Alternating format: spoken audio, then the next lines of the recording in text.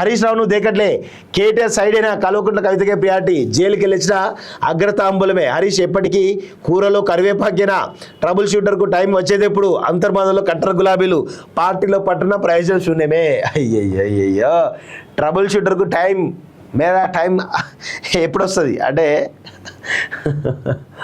Yeah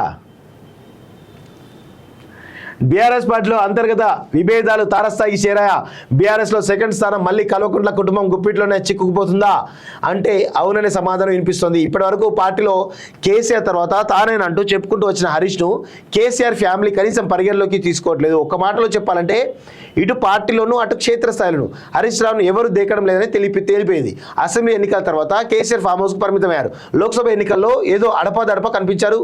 కవిత జైలుకి వెళ్లడంతో ఇక అప్పటి నుంచి కేటీఆర్ఏ బీఆర్ఎస్ అన్ని తారని నడిపించే ప్రయత్నం చేశారు. ఇందులో భాగంగా హరీష్ రావు ఎక్కడా హైలైట్ కాకుండా జాగ్రత్త పడ్డారు. ఒక్క మాటలో చెప్పాలంటే కేటీఆర్ తన ఎదుగుదల కోసం హరీష్ ను తొక్కేశారు. మామ మాట కట్టుబడి ఉంటారంటూ చెప్పే హరీష్ ను తొక్కేస్తున్నా ఆ కేసీఆర్ ఏనాడు నోరు మీద పడలేదు. అయితే ఇటీవల కేటీఆర్ రాజకీయాలు బ్రేక్ తీసుకున్న ట్విట్టర్ వేదికగా ప్రకటించారు. అయితే ఆ సమయంలో కవిత అమాంతం వచ్చేసి బీఆర్ఎస్ను తన గుప్పిట్లో తీసుకునేటువంటి ప్రయత్నం చేస్తుంది. ఈ క్రమంలో హరీష్ రావు నోట్లో వెలక్కాయ పడ్డట్టే కనబడతా ఉంది.